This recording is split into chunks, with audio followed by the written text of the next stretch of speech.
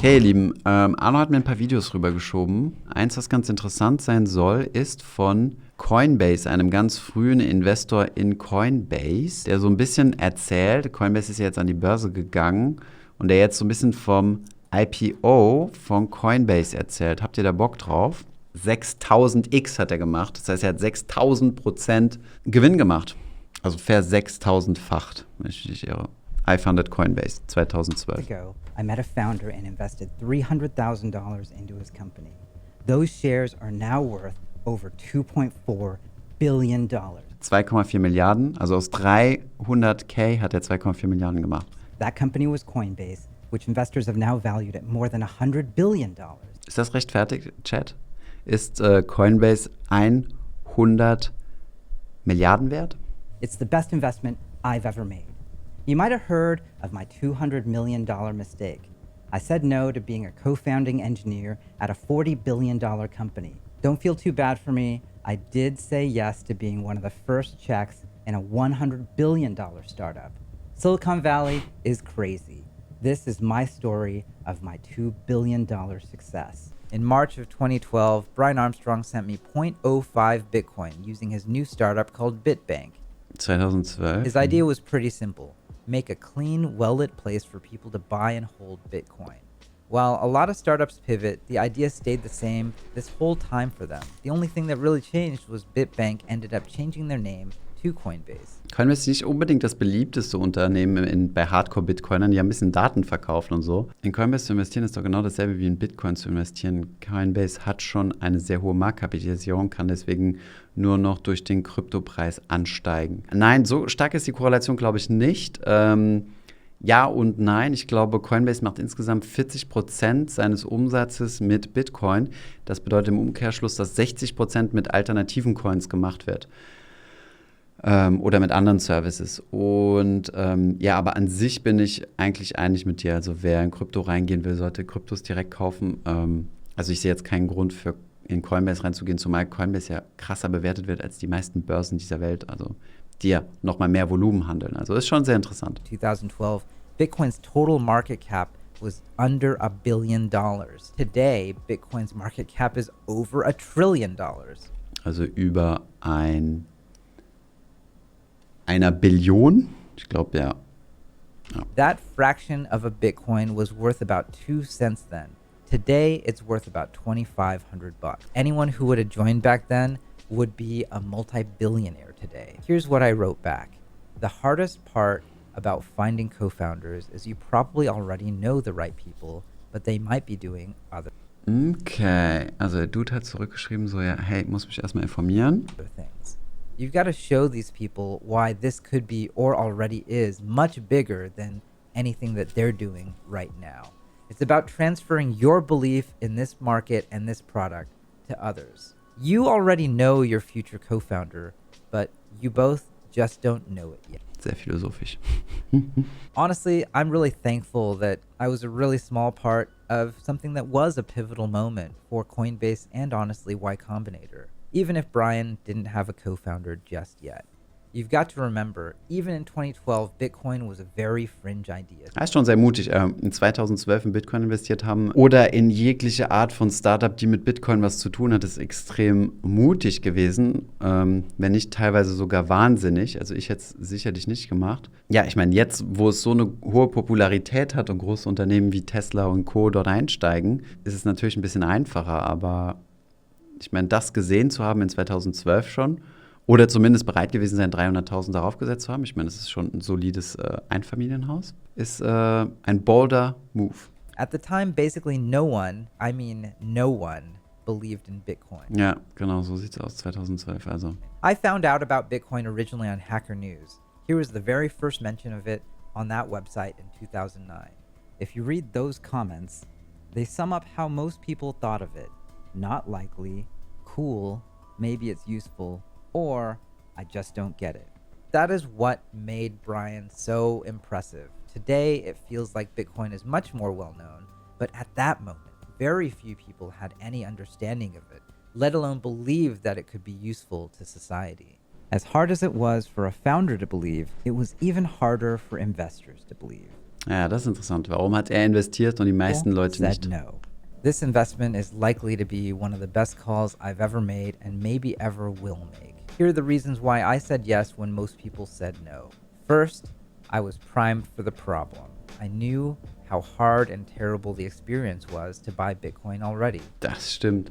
Ich meine, das war ja schon 2017 schon relativ kompliziert, also gerade für uns hier in Deutschland und für Leute ohne technisches Verständnis oder die nicht der Lust hatten, sich da in irgendwelche komplizierten Gefilde vorzuwagen, ist es schon, was schon 2017 nicht so easy. Denn 2012 war das ja der absolute Mess. Gab es da Mt. Gox noch? Oder war Mt. Gox da schon pleite? Aber ja, das Problem, an Bitcoin ranzukommen, ich meine, es ist ja heutzutage auch teilweise, wobei heutzutage kommt man relativ easy an Bitcoin ran, aber für die anderen Kryptowährungen ist es noch nicht unbedingt der Fall. After I read about it on Hacker News, I tried to buy it on the first website you probably could buy it on, which was Mt. Gox. Mt. Gox, ja, die ist dann bust gegangen. 2014 schreibt ihr in den Chat, ja, okay. It was a terrible experience, and while Bitcoin had captured my attention, it was that bad design and horrible user experience that felt so wrong, and I knew that couldn't be the thing that brought Bitcoin all the way. Bei diesem Investment muss er zweifach quasi überzeugt gewesen sein. Erstens mal von Bitcoin überzeugt und zweitens von der Firma oder von dem Founder-Team, dass die das Problem lösen werden und nicht jemand anderes. Brian was a builder, and personally, I love funding builders. It was very powerful for Brian to be able to build that first version of Coinbase and secure it himself. With physical banks, you protect physical money with physical bullets, but with internet money, you protect it with great software engineering and secure systems.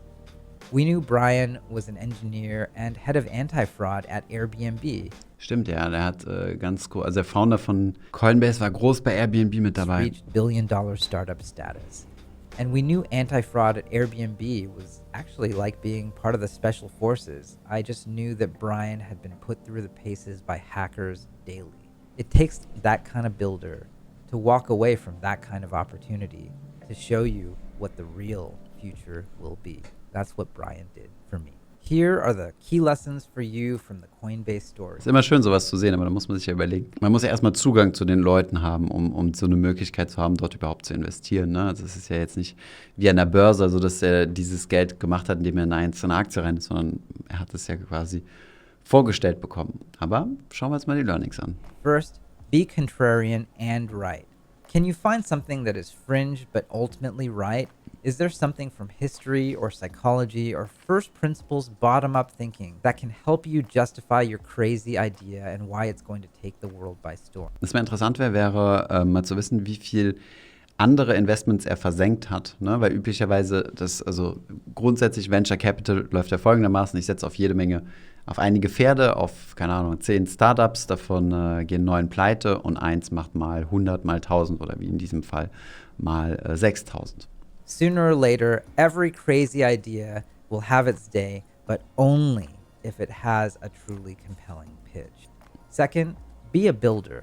The more you can do, the less you leave to chance, and the more people will want to fund you, join you, or use your product or service. Do those things yourself to the extent you can. Finally, it's clear how powerful and useful it is for founders to be able to send a super compelling email.